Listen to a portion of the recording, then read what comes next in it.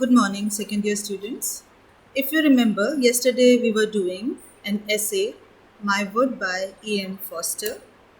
And in that essay, we did that property has psychologically negative effects on personality. He is not talking of economics, he is not talking of finance, but he is talking of the effects of property on, uh, on the personality of the possessor. So, in order to revise, let me remind you that yesterday we did that he got a lot of money as a result of the publication of his novel, A Passage to India, and he thought that he should buy a plot out of it. And it was a rough sort of a wood sort of plot. And after the buying of that plot, what effects that property caused on his personality is the subject matter of this essay. Now, he says that that property was intersected by a public path. Because whenever you own something, you think that it is totally yours.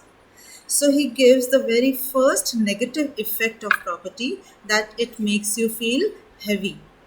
We know that people who have a lot of property, they can't move about freely from one place to another place, because there is a heaviness in their heart, because there is a heaviness in their soul.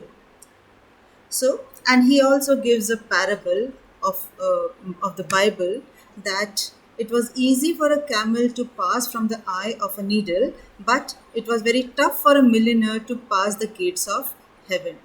He also gives very good examples that if you have a lot of things, you are entangled in that vicious cycle. For example, if you have a lot of furniture, you will need servants to maintain them, and servants will need insurance, and again, they will also need their apartments to live in.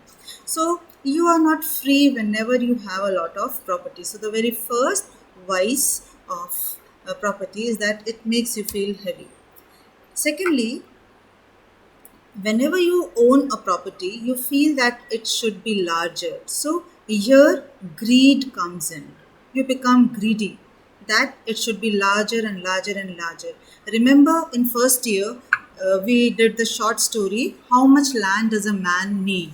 So the protagonist, the hero of that short story, was a greedy person. So he was told that he can have the land as much as he can cover running around that property. So at the end of the day, because of his greed, he had to lose his life, because he thought of covering more and more large and large area of land, but he lost his life due to greed. So greed never ends. So whenever we own a property, it is natural that we think that it should be larger. If we have a plot of 300 square feet, we think that it should be 500 square feet. If we have a plot of 500 square feet, we think that it should be larger and 1000 square feet. So greed never ends. So this is the second vice of having a property. Then he says that third negative effect of property on the personality of the owner is that he feels that he ought to do something out of it. So a restless calm enters into his mind. He can never rest peacefully, because there is something or the other, some or the other thought always running in his mind that I should do something out of my property. An intellectual person will plan to build a school in it. A person who is interested in social service, he will think that he can build an orphanage in it, or a hospital. A person who is interested in farming will do farming in it. So each and every person has a personality to express, and they want to do something out of it. Now, he says that creation and enjoyment are both very good, but you can't create or enjoy without a material basis. So he says again that property intrudes. So creation and enjoyment are both very good, yet they are often unattainable without a material basis. And at such moments, property pushes itself as a substitute, saying, accept me instead. I'm good enough for all three. Now, he says that if we take creation and enjoyment as separate entities, then they both are separately very, very good, he says. But we can't create anything or we can't enjoy without a material basis. And he says that material basis is property. It says, accept me instead. Instead of creation and enjoyment, accept me. So he says, I am good enough for all three, but it is not enough. It is, as Shakespeare said of lust, the expense of spirit in the waste of shame. So, as greed never ends, in the same way, the expansion of materialism never ends, and it ends in a waste of shame. It is before a joy proposed, behind a dream. So, materialism is before we attain materialism, it is a joy proposed. Joy proposed means we propose and we think, we assume that it will have a joyful effect. And behind a dream. Yet we don't know how to shun it. Shun it means we don't know how to avoid materialism.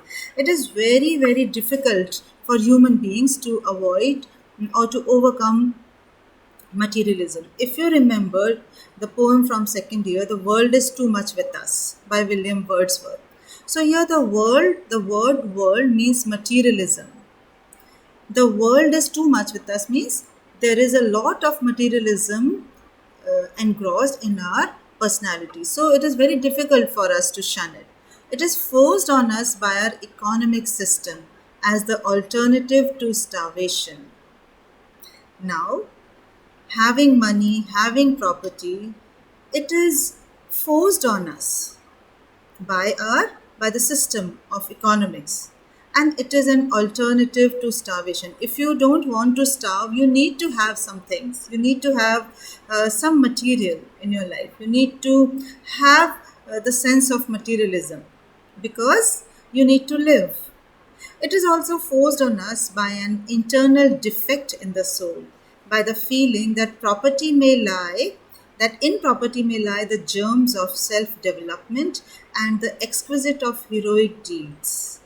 So, very, very important statement of this essay. I can call it the key statement of this essay. He says, I repeat, it is also forced on us by an internal defect. There is a defect in our souls, and it is there in each and every personality. He says that we think that self development lies in property, because in our society also we say that this man has a lot of property, he is a successful man.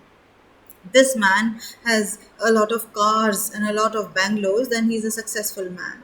So materialistically we associate property with success and exquisite or heroic deeds. Even our heroic deeds, they are assessed according to the materialistic properties. Our life on earth is and ought to be material and carnal.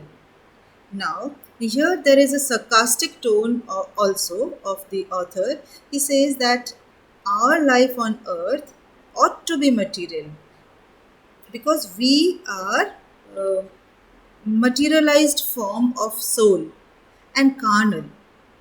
Our life is physical and material. So we need to have property. But we have not yet learned to manage our materialism and carnality properly. So he says that we can't avoid materialism and carnalism, but we have to learn how to manage our materialism and we have to learn how to manage our carnality properly. They are still entangled with the desire for ownership.